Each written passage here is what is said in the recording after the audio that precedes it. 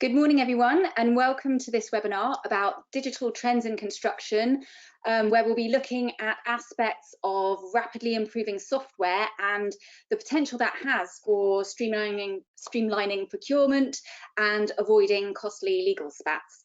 So here to have that discussion, we have three experts from very different backgrounds.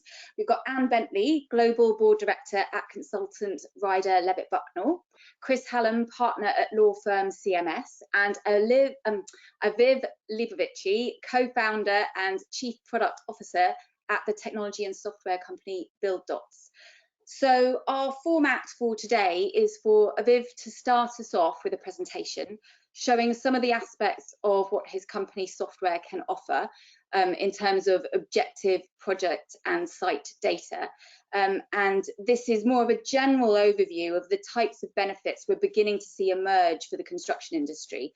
For a more detailed view of some of the functions of that software, you're very welcome to look back at a previous webinar that we did with Aviv earlier this month that's still available on our website, free and on demand. So after Aviv has done his presentation, I will then hand over very briefly just to Anne and Chris, just to explain a bit about their background. They won't be doing a slide presentation or anything, and then we'll get really stuck into Anne's shaking her head. No, she won't be doing a presentation. And then we will get back into a Q&A. So at this point, I'm inviting you all, the audience, to please send in your questions, observations, comments about your experiences, and we will try to feed as much of that into our general discussion as possible. Right, so that's probably enough from me, except to say, sorry, just apologies, we are all dialing in from various locations. I know we might have a couple of issues. If one of us drops out, we will be working very hard to get back in again. So just bear with us on that. So enough for me. Over to Aviv and his presentation. I think, Aviv, I can share the screen with you. Yeah, I think I can do that. So thank you, Chloe, and good morning, everyone. Are we seeing this now? That's good, yeah. Yeah, okay. So yes, again, good morning. I won't go into too much about what BuildDots specifically is or all the aspects of it, because this is not really the topic of this webinar, but I will try to give some background about how the tech operates to understand what we mean when we say objective digital records. So first, a few words about what it is that we do. Basically, we create something that we call the Construction Control Center, or the Virtual Construction Control Center, which is about providing unbiased or objective information to managers, mainly on site, off site as well, but mainly on site, that adheres to all of these criteria that I put here about this information. A few words about how we do this. So people walk around, or site managers normally did this. Okay, yeah, sorry. Site managers normally would walk around with 360-degree cameras mounted on their hard hats. This video is then uploaded to our servers.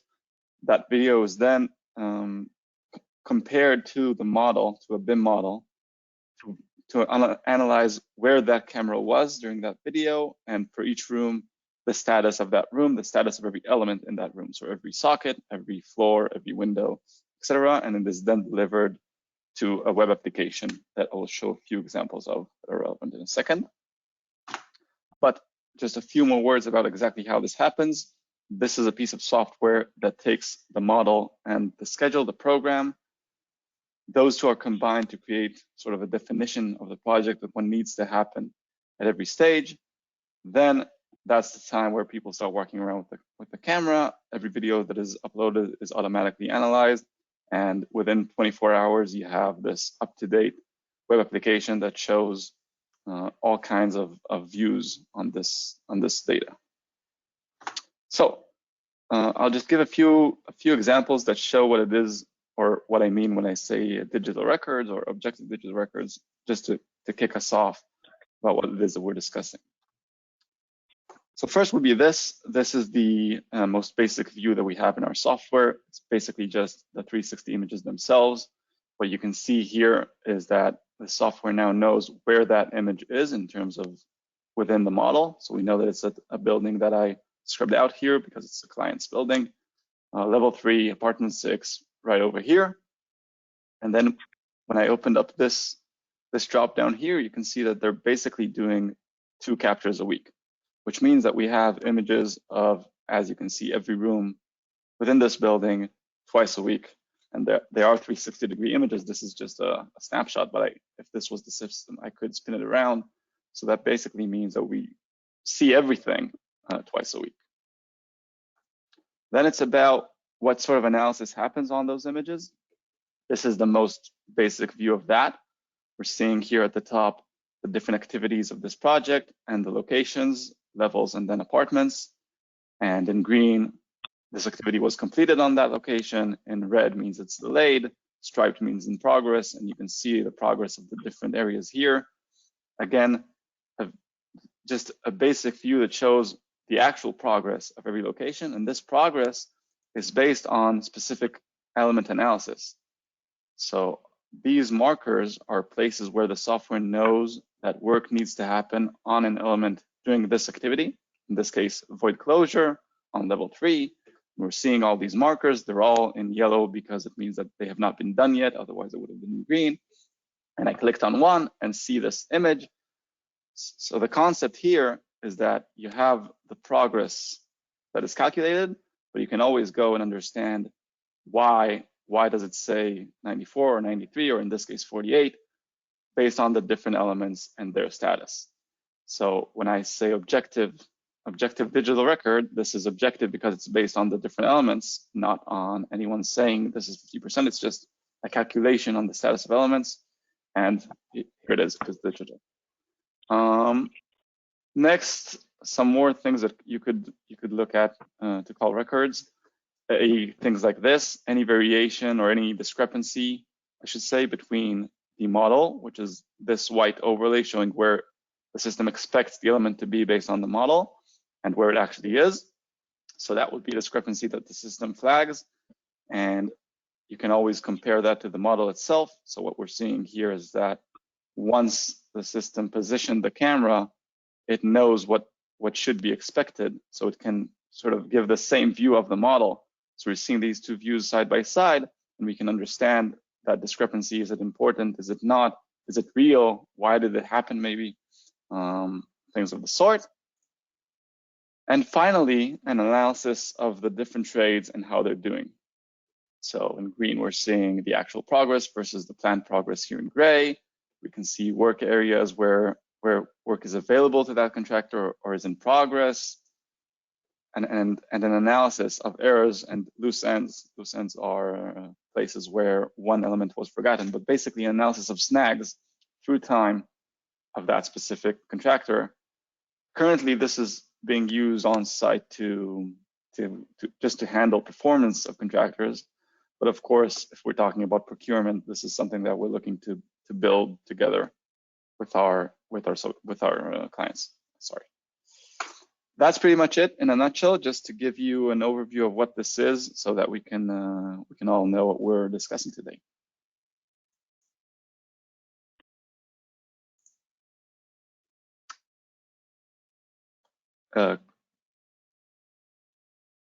Chloe, it might be just me, but we can't hear you, I think.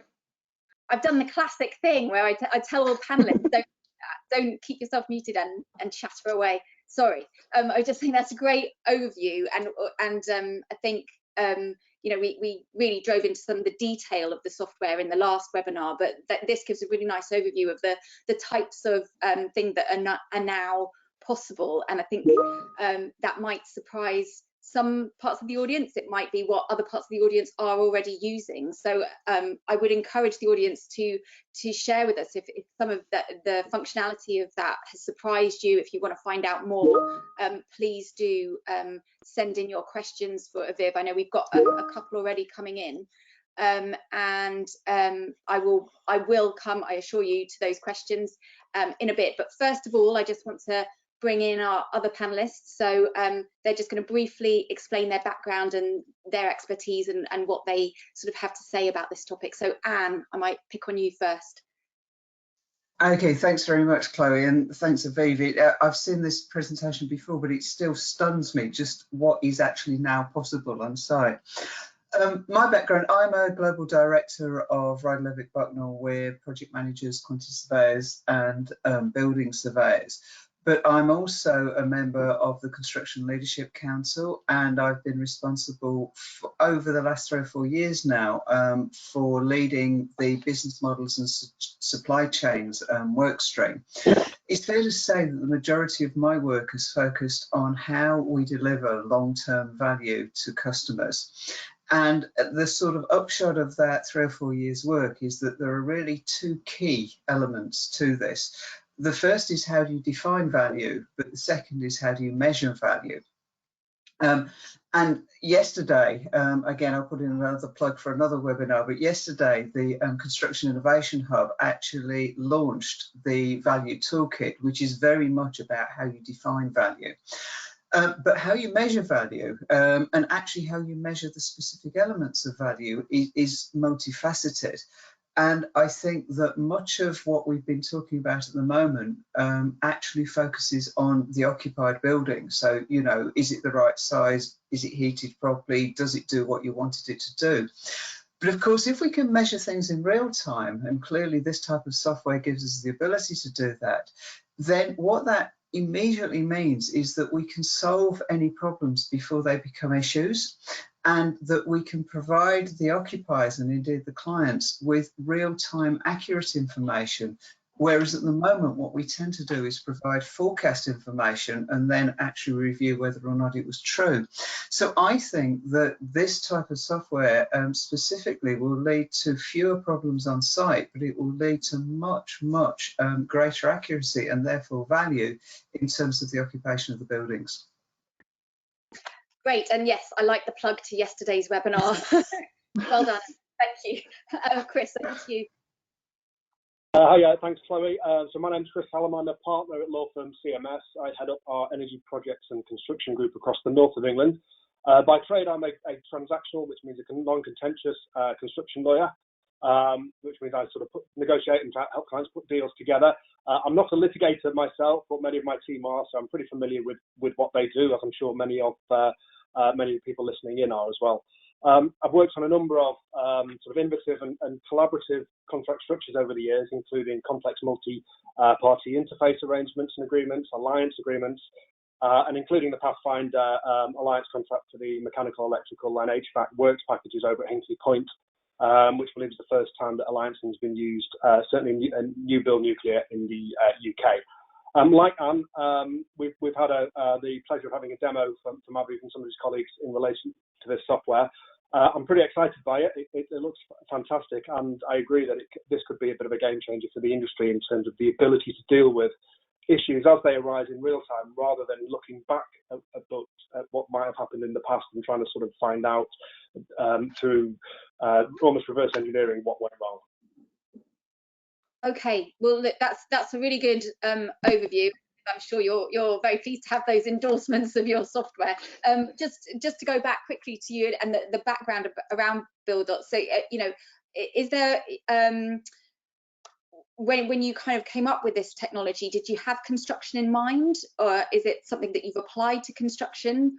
Yeah, that's a good question. I'll say this: when you start a startup, a tech company, what they keep telling you is if you build the tech first and then understand what it does, then you're doing something wrong.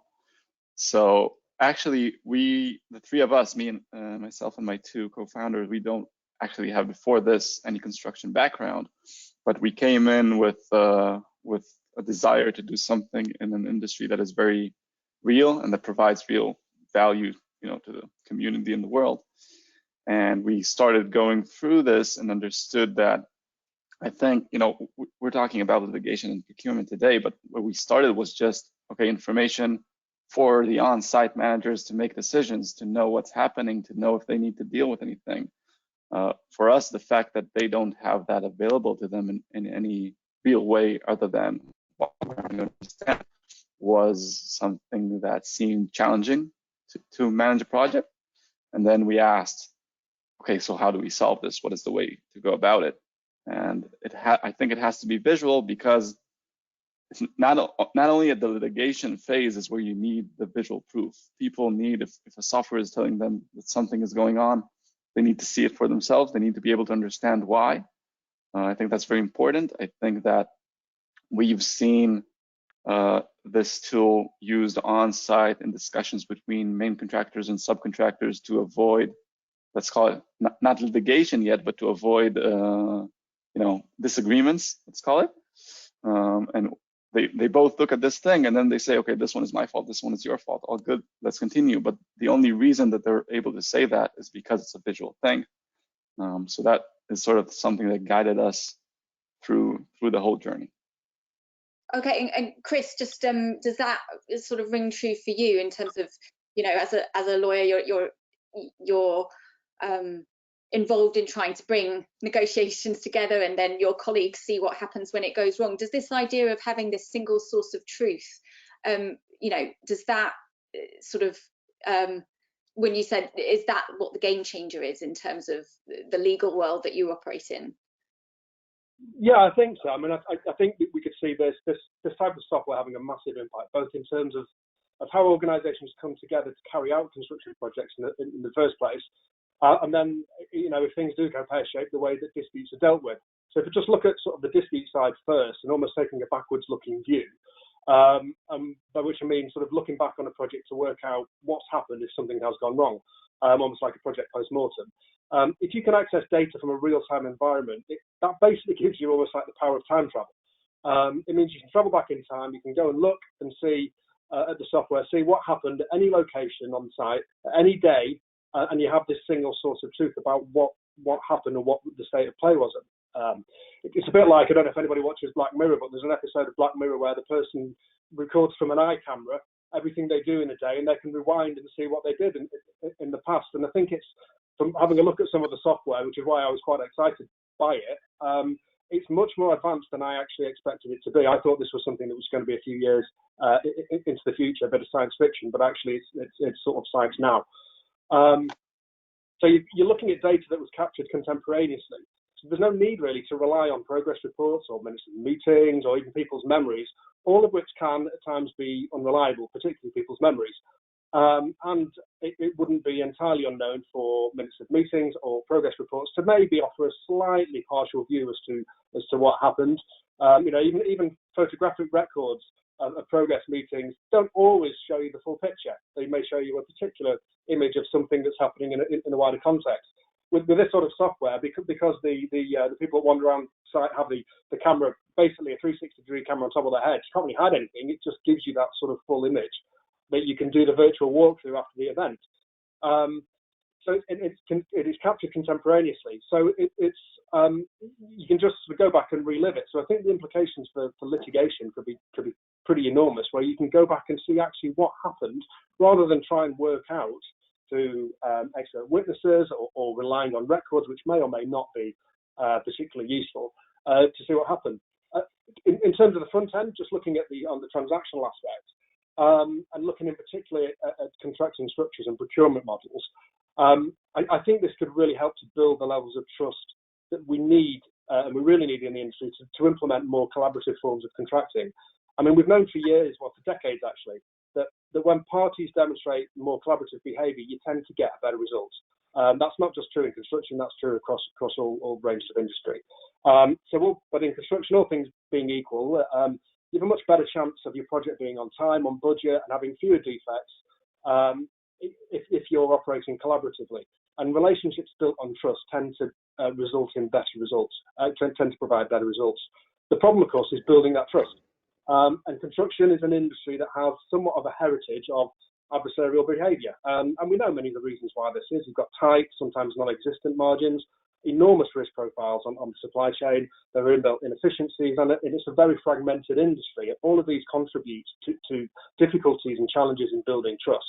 And it's therefore hard to change behaviours in practice when people have the scars to show from previous encounters. And I often speak with clients, both employer side and contractor side, about using more collaborative approaches such as alliancing contracts. But it needs a massive change in the mindset here. You need to adopt sort of a one-team approach. You've got to put aside sort of your personal and your own business interests to try and focus on what's in the wider interest of the project as a whole, which means you need to share in the success or the failure of the project as a team and adopt a sort of a no-blame and a no-claim approach. Now, that sounds a bit like utopia, but it needs an enormous leap of faith and a change in behaviours to get there. And that's a very hard leap for a lot of businesses to make. Because, you know, I ask contractors and employers about this form of contracting, and at the end of the day, it comes down to trust. Employers will often say, well, how can I trust the contractor won't stitch me up? And the contractors will say exactly the same about the employers. But if you've got this golden thread, single source of truth for a project, and you know that throughout the course of the project it's carried out, there is an accurate live record of everything that's happened and that's going on, then you don't really need to rely on somebody else telling you the truth. The truth is there. So it sort of it removes one of those barriers, I think, to taking that leap of faith and trust. It almost creates a bridge over which the parties can use to build that relationship, because they don't need to fear mistrust because the trust is there in the system and the software. So you know, and I think that certainly you can take that element of mistrust out of relationships. You can really see or hope to see collaborative relationships blossom a lot more, and to use the sort of contracting methods which the industry for years has known it's needed to use, but just hasn't really been able to do so. So Anne, just you might well agree with Chris on that.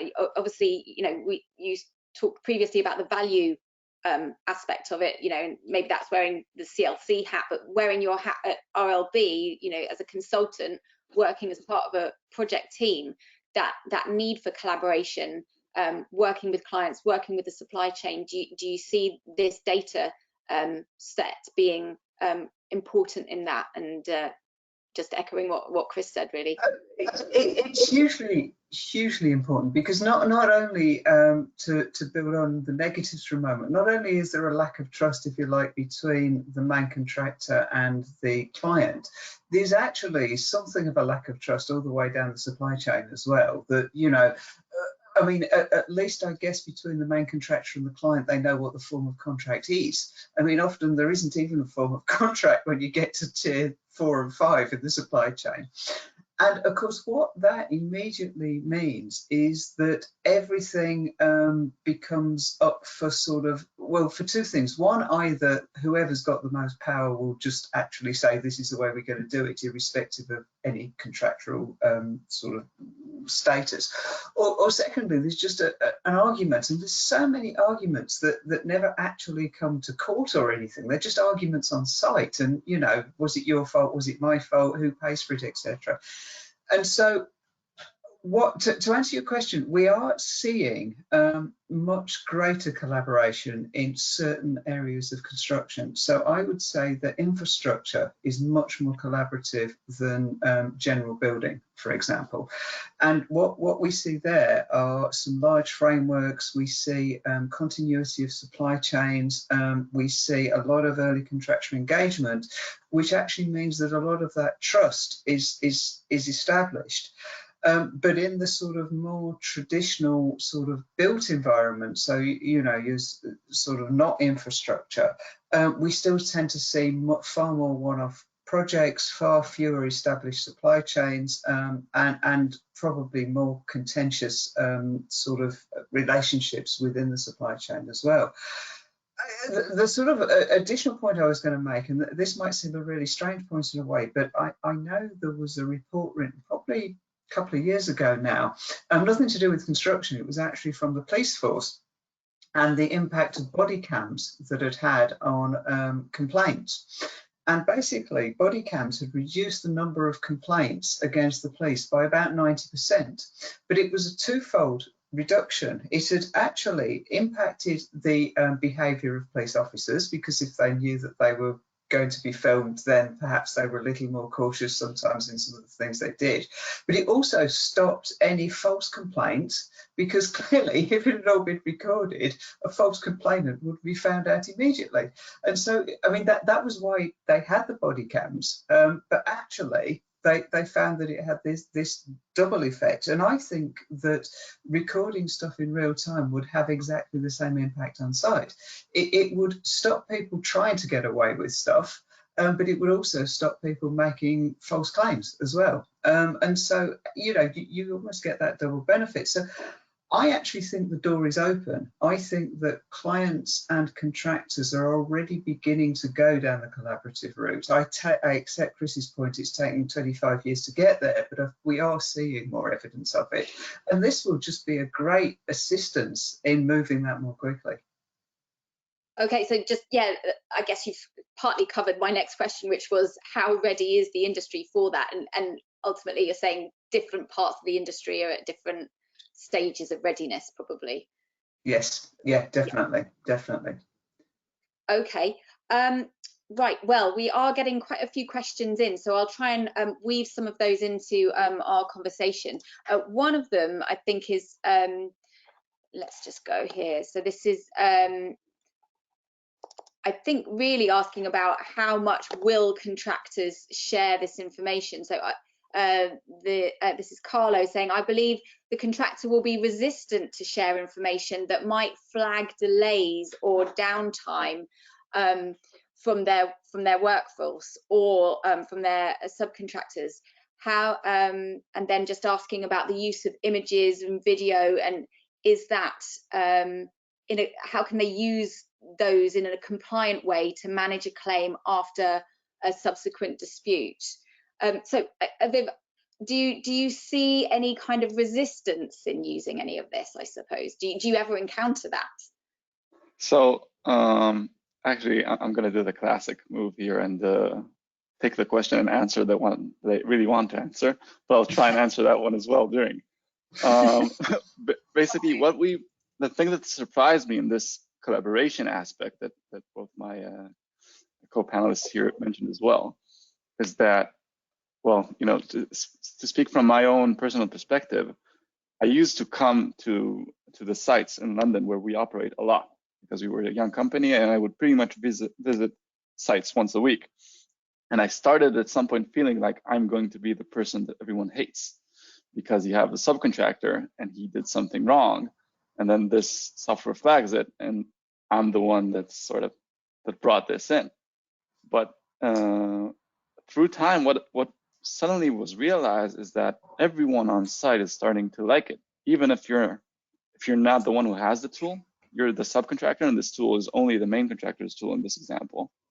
But still, they're getting on board, and they actually want the captures to happen, and they want this to be a part of what they do. And I've had 2 different subcontractors from projects that asked that we try together to bring our software into other projects that they're involved in. And the reason was suddenly because they realized that, well, yes, maybe this will flag their delay or will flag their error or anything earlier, but it will be found out at some point anyway. And they're better off if it's something that everyone knows early and can handle together. We lost Chloe, but rather than Sorry, I'm back. I just had a cat about to walk across my screen. I thought that would. Apologies. Keep going, Aviv. Sorry. So anyway, it was, you know, they suddenly found out that it's in everyone's interest. So now that I speak to main contractors, I have to say, yes, most of them will say, well, if we get a client on board, I don't necessarily want them to see everything, because if they start ringing me up on any little error on site or something, that will just drive me nuts. But they too agree that a view of this information for the client is something that will help them as well, because everyone, or at least let's call it the more forward-thinking sort of contractors, which are anyway the contractors that use something like my software, are the ones that are, okay, yeah, let's do this. It sounds good. Chloe, could I throw something in here? You see, I think trust is a 2-sided coin. And if trust is one side, honesty is the other side. You can't have one without the other. And so it is absolutely no good people going, well, I want you to be honest with me, but I'm going to try and hide everything that I'm doing. And that's where mistrust occurs. And the whole mental sort of leap that we've all got to make if we want to work in a genuinely collaborative environment, which we all know, all the evidence is there, will lead to better, faster, cheaper, every you can think of construction, then we have to also be honest. And, you know, we have to honestly admit that if we have put the vent in the wrong place, then it was us. Or indeed, if the designer drew it in the wrong place, it was them. Or if the client asked for it in the wrong place, then actually it was neither the contractor nor the designer. We have to face up to that early. And I think the main issue in construction at the moment is simply that things fester. That you know, sort of that example of moving that duct when you found out. I mean, it cost 20 quid to move it or something, but to move it after you've installed all the kitchen units and you've painted it and somebody's actually moved in and then goes, my air conditioning doesn't work, will probably cost you £10,000. And so, you know, that is the essence of this, that we can't have trust without honesty. But this type of, and you know, there's other ways of doing it as well. But that is the mindset shift that I think we are beginning to see, but we have to see it through the whole of the supply chain, the designers, the constructors and the client. Otherwise it won't work. Chris, you're nodding your head there. Kitchen. I am. I just want to, well, I'd like to sort of jump in and say something controversial, but I'm just going to vigorously agree with everything that Anne and Steve have just said. Because I mean, I think the question just sort of demonstrates that inherent sort of lack of trust that there is in the industry. I want the contractor to just use it or hide it. If you have a system like this, I think you've got to go all in. You've got to basically, everyone's got to have access to it to be able to see it, because that's what generates the trust. If the access is closed to certain, you know, only the contractor or say only the client, that's never going to build or generate any trust, because no one's going to believe that the information they're being given is the full picture. But you know, and I love the police body cam example, because that's absolutely true. And obviously we've seen some of that in some of the BLM sort of protests and riots over in America, where the police have turned off body cameras, and the impact that has on trust in the police. It really sort of underlines that you've got to go all in, I think, on something like this if you want to build that trust. And the industry, this is the time. The industry's been ready for this for a long time, but more so than ever, given what's happening this year, we really do need the industry to sort of make that leap at the moment.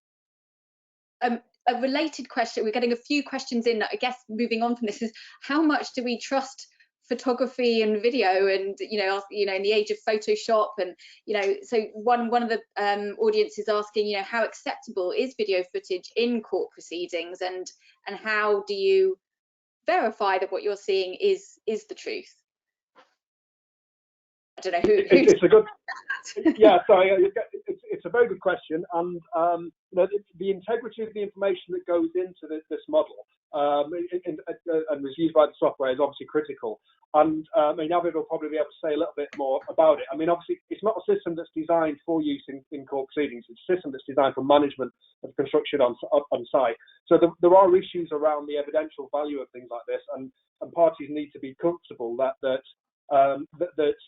data that's in there can't be reverse engineered or faked, or that it's accurate, and that the date stamps and the time that it's taken is accurate, and it wasn't sort of taken a different day. I suspect overall, because this is creating a continuous sort of day by day or every couple of days picture of what's happening on site, if anything was altered within the record, it would show, it would stick out like a sore thumb. Because, you know, if you try to sort of say on a particular day, sort of load in some images from 2 weeks hence to say that progress was ahead of what it actually was, well, then the next day will show that it wasn't, and so on and so on. It's very difficult to sort of fake, I think, when you're taking that much data. But you know, it is a good point, and because parties need to have trust in a system like this, they've got to have trust in the integrity of the software and the model and the data that goes into it. You know, it's maybe without sort of passing the buck too much over to Navid, I mean, my understanding is that it works pretty well on that basis, but to take it forward for use in a litigation context, it may need some additional security around it potentially in order for people to be comfortable that it can be used for those purposes. Because obviously, as lawyers, you know, I stress I'm not a litigator, but we've all seen the TV dramas. The way that you try and sort of undermine somebody's evidence is by saying, well, that's not your recollection, or that didn't really happen, did it?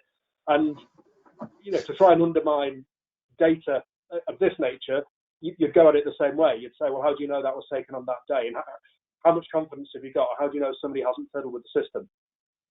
So they're the challenges, I think, to overcome from a litigation point of view. But I appreciate the system wasn't built for litigation. So that's over to you, really, about how do you build trust in your product? How do you show that it's secure for a start? Yeah, it's a good question. I have to say I never really thought of it from that angle, of course. But I did think of it from a similar angle, maybe not one where is it, does it hold up in court? But yes, is it something that everyone on site can at least look at and say, yeah, we agree. And I think that within that, probably the best thing in this is that someone walks around with a camera. It's not a phone camera or anything. It's a camera that you can't really do much with, and they just then connect it to a specific computer there on site that doesn't even have a screen or a keyboard. All that is uploaded to our cloud servers, and then that's what everyone accesses. So in essence, the only way that this data would be falsified is if I agreed to falsify it on my end, which, I can say that I don't. But anyway, I think that it's sort of the way that this is handled, and because they all see that the access to this is just access to something that is online. It's not someone pulling up some image from their computer or something. That's something that drove all this on site. How will that hold up in litigation, and what extra measures will have to be put in place to make it hold? It's a good question, which I guess we'll have to face it. I think it's fair to say, I mean, this wouldn't replace your normal site reporting, so your site meetings, your progress reporting, etc. So, I mean, if somebody was going to falsify it, they would have to have a remarkably good sort of trail of because I think that, again, this is slightly missing the point. This isn't really. We're not suggesting that we need sort of more data in order to make litigation better. We're actually suggesting we need more data to avoid litigation in the first place. And whilst I completely accept that that will probably never happen 100%, I think that this real time being able to deal with problems as they arise, rather than waiting for somebody to blame somebody, takes us massively further forward in that sort of collaborative journey. Well, in that spirit then of how the technology can be used to a positive effect, we've got a question from Tim about, he says he understands how the technology is being used at the moment to record progress on site, but is there scope for it to be used over time and repeatedly over multiple projects so that developers could interrogate that data and produce real measured mile types of work? I'm not sure I completely follow that aspect of it, but would you have access to that information from project to project and be able to create a kind of database? It really is what I guess he's asking about potential. So I mean, from the side of the software, I think definitely. I think the question is best reserved to my co-panelists here about the effect, but I definitely think that this is something that we're looking to do. If you have, for us, the first stage is if I'm working with a main contractor, and as a company, they have a lot of projects, and to give them control of what's happening on all of their projects, to give them over time control on which subcontractor performs best for them on which types of projects, and to sort of build that database over time, definitely. I can definitely see this taking the next step from out of the contractor to developers to the industry. I mean, I would say that once you have the data, then that opens so many more doors in terms of what you can do with the data. I mean, I think there is a little bit of a question as to who owns the data. So does that belong to the clients? Does it belong to the contractors? Does it belong to Aviv's company? Or because clearly different people might want to cut it in different ways, but assuming that there's some sort of agreement over who can use it, then that ability for developers to actually understand, the more efficient and less efficient ways of building, for contractors to understand actually possibly things like phasing might suddenly become much more in your face, because they can actually see what works and what doesn't work in a real-time basis. I couldn't say this, coming from a QS company. I mean, we actually see this as a really significant way of actually giving real-time data in terms of valuations. What has actually been built and what hasn't been built. And we could with really very little sort of tweaking to it, we could see a way where, you know, valuations could be done, you know, in a few minutes, whereas at the moment they can take hours, if not days, to do. So, you know, I think that those sort of, again, so long as everybody's bought into the fact that this is the project data, that there's not an RLB version of the truth and a contractor's version of the truth and everything else, then the opportunities for adding value, saving costs, cutting out waste, etc., are just huge. Well, that speaks to a few questions coming in from self-confessed QSs who do come in straight to the point about cost and benefits. So, I mean, you've outlined there, you know, where the value could be had, but does anyone else have any points to make on cost and benefits? I'm just looking at the actual question. I'm just looking at the actual question just to see if I think so coming down to the specifics of the costs per camera and, you know, what you can see in terms of contractor prelims and all of that, but maybe we want to talk more generally about cost and benefit. But I mean, I would say, again, from this sort of QS perspective, if you like, that, you know, we know the stats are out there. I mean, and everybody goes, it doesn't happen on my project, but of course it does. It happens on every project. That actually they think up to between 20 and 30% of work done on site is rework and waste. And so, okay, you might have a really good site where it's only 10%, or a really bad site where it's 40%, but it's still even 10% of a £20 million project is an enormously large number. And so, quite frankly, if you can cut that rework down from 10% to 5%, you know, on a £20 million project, you've saved yourself £1 million. I mean, it's that significant. And I can't believe that a few of these cameras cost anything like £1 million. And so the cost benefit analysis, but again, it relies on everybody being bought into this, because you could also save, let's face it, on your quantity surveying fees. You could save on your clerk of work fees. You could save on all sorts of things as well. But it means that we've all got to be in this together and not representing our own little bit of the industry going, yeah, but you still need me at full fees because I still need to go and do it. I mean, it's just a completely different mindset. Yeah, Chris, you're nodding. Do you want to add in on that? No, I agree. I mean, it's sorry, Chloe, I lost you then. It might save on lawyers' fees too. On now. I mean, come on. No, but I mean, absolutely. I mean, I think one of the greatest benefits that Anne's mentioned is it's, you know, we've been looking at, well, how could this be used in litigation? Well, I think the idea is that you don't get there in the first place, because if you have that live record, you shouldn't really be getting into disputes about a lot of things. I mean, if you look at sort of the causes of disputes, and there's quite an interesting report, I think it was Arcadius that produced a sort of a global disputes report. But they're looking at disputes sort of across the world, and the top 3 causes of disputes globally are poorly drafted and incomplete or unsubstantiated claims, failure of clients or contractors to make awards on time and money, and then parties' lack of understanding of contractual obligations. And the common thread amongst all 3 of those areas is information, and having the right information, accurate information that people can rely and trust. You know, the biggest single cause, poorly drafted, incomplete, unsubstantiated claims. I mean, we've all seen them, and there are various reasons why it happens, and a lot of it is because the contractors may know something's gone wrong, but they don't know precisely what's gone wrong. But the contract requires you to sit your claim in fairly quickly, otherwise you might lose your entitlement. So you end up with half-baked claims information going in there. Or sometimes there may be something that's a little bit reverse engineered. But either way, it creates a sense of mistrust from both parties' sides, because the employees don't necessarily believe what they're getting, and the contractors just feel they've got to throw something in, because if they don't, the employers won't do anything anyway. And that can lead, you know, then the failure to make awards on time and money.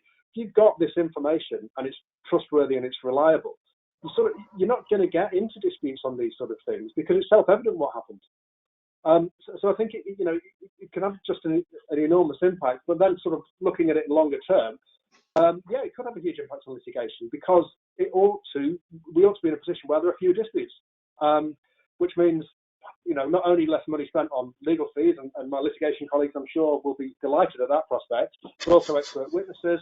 But it's not, the direct, the cost of disputes is horrific for the construction industry. It's a more litigious industry than most others. And trying to work out what the cost of disputes is quite difficult, because there's sort of direct costs and indirect costs. And there's some quite interesting research that's been done by the US Chamber of Commerce, and it's not looking specifically at construction disputes, it's just looking at general commercial disputes globally.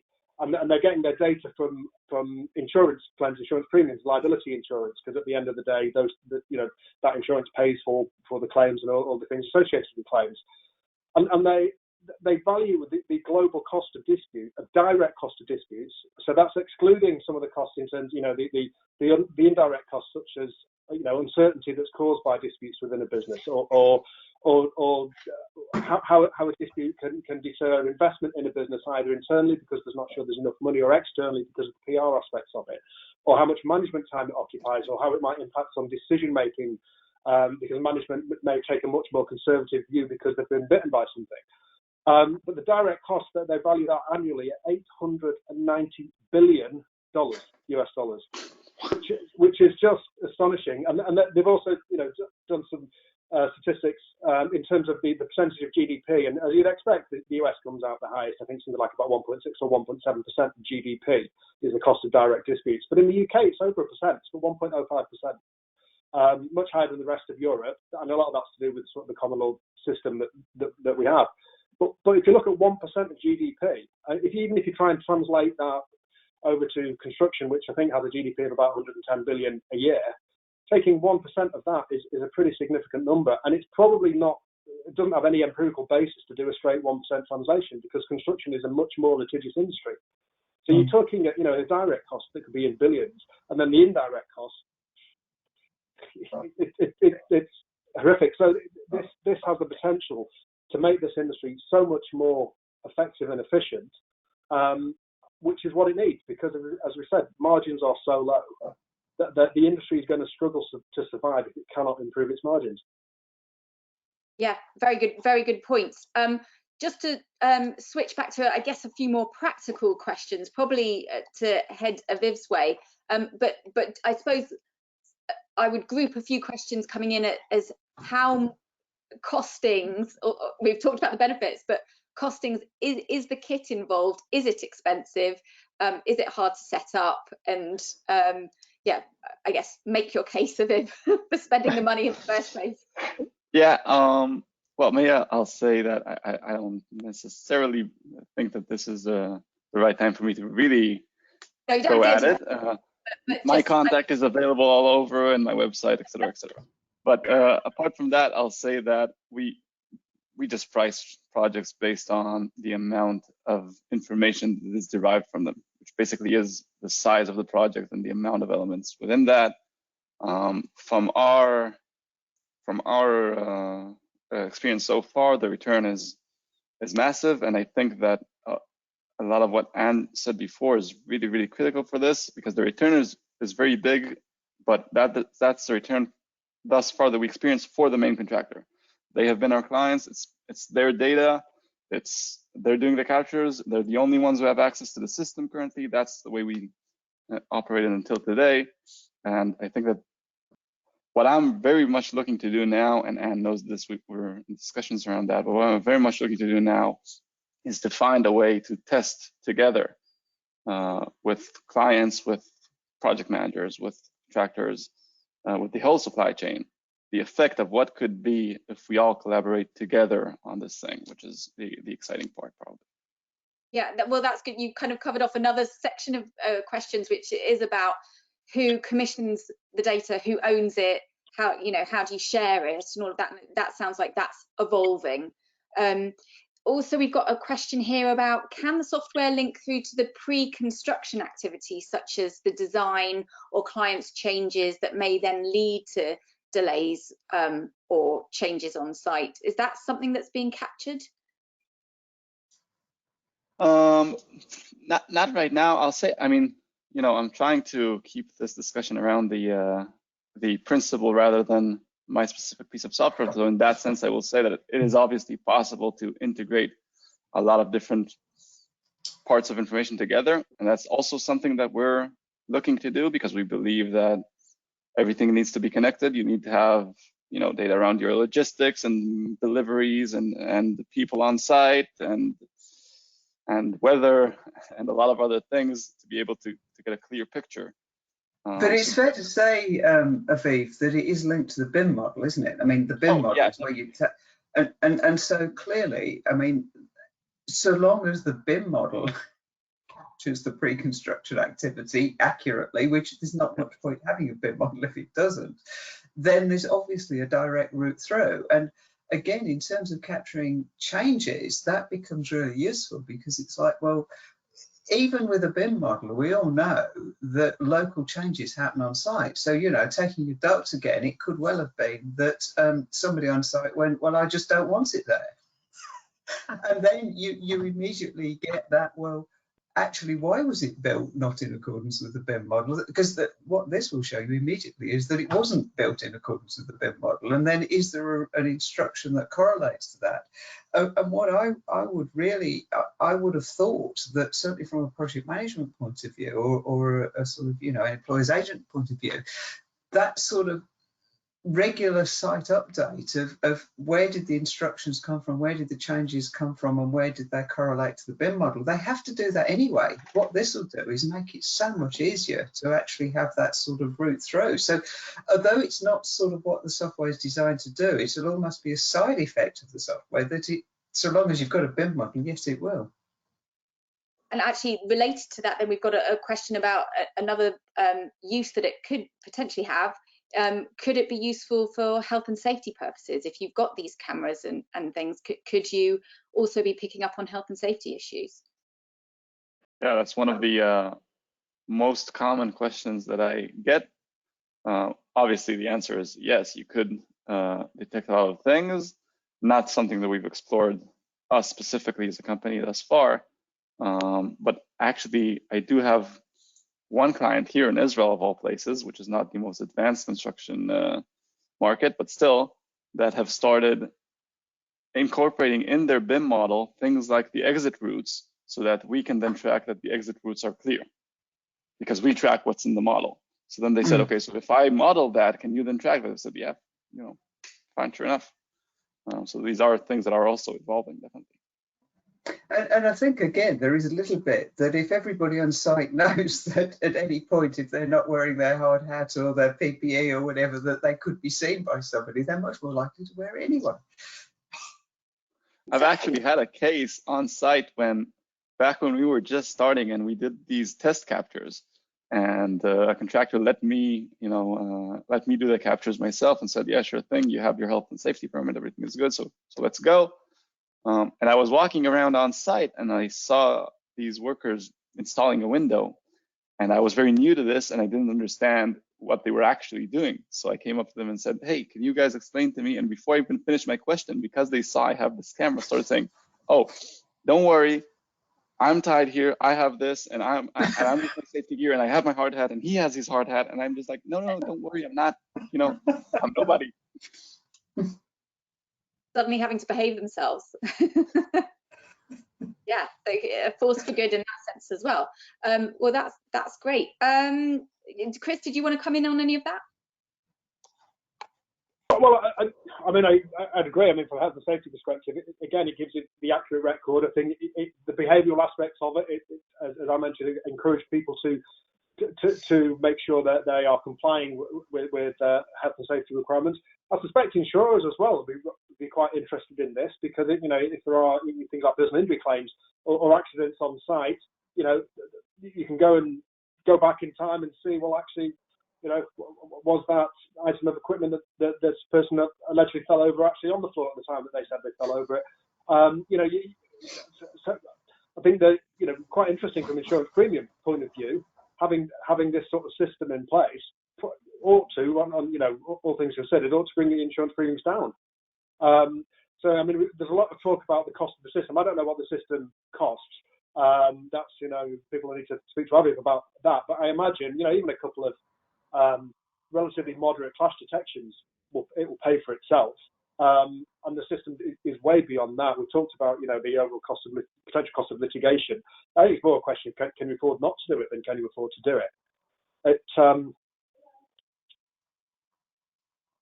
Yeah, and just picking up on some questions about this system as opposed to others. I know we're talking specifically about your software, Aviv, here, but just you may well want to pick it up. But is it very different from other products out there? Are we seeing a real is your product part of a trend that we are seeing in software companies, and is that something that you kind of are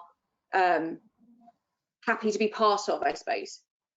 Is there room for a lot of you in the market? Definitely. You know, first off, it's a very well-known fact that if you're the only one doing something, then it's probably not really worth doing. Otherwise, wouldn't be the case. But I think that this sort of market, that's called, has evolved through time. You've had apps which are still very useful for a lot of things. Reality capture is something that's been around for a while, and now companies like mine and others are starting to analyze that capture to just provide information. I think the specific thing that was very key for us is that connection to BIM. And we were actually, at first, 2 years ago when we started this company, criticized for that, because people told us, but that means that you don't support a big chunk of the market.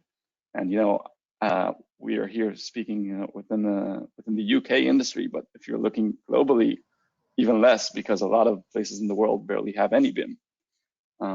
But for us, it was very critical, because we believe that if you're talking about capturing something in a very real way and taking this industry and treating it as a production line in a sense, then you need production ready design. And that for me is BIM, which is why we built this tool in a way that can only track what is modeled. You know, it doesn't work any other way. And in that sense, we are a bit unique, that we only track things that are modeled and therefore connect everything back to the model always. Okay. I think we've probably just got time for one more question. This one, I guess this kind of brings us back into the reality of a lot of people's situation, which is, I guess this person is asking, how detailed is this really, and can it ever replace a person? So in particular, they're bringing up the clerk of works. So we're not talking about replacing the clerk of works. Is implicit in his question. I think that need for physical inspection to confirm work is done right. You know, do you see that happening in parallel with this, or ultimately could that be replaced by technology? I mean, I would say, coming again from a sort of, you know, an employer's agent point of view, and you know, certainly at practical completion and what have you, you would always need some physical interventions. And I would say you will still always need progress meetings, you will still always need sign-offs, you will still always need that human intervention. But what, just as you know, the questions would have been asked 10 years ago, well, could BIM ever replace the architect's flair? No, it doesn't replace the architect's flair, but what it does is give them a huge amount of scope to use that flair probably more efficiently, in truth. And I think it would be the same here, that if the clerk of works is supported by this data, I mean, they might not need to visit sites so often, but actually it should enhance their role. I don't think it would take their role away. And in my view, no client would ever accept no human signing off the quality of the work. I don't think. I can't see that happening. Chris, do you want to come in on that one? No, I don't think this is about replacing people. I think this is about helping people do their job better and give them better information to make better decisions. But at the end of the day, I mean, we've not evolved to a state where the AI is so good that it can replace all human beings, and hopefully we don't get there. But I just, as Anne says, I think this is about helping people do their roles better.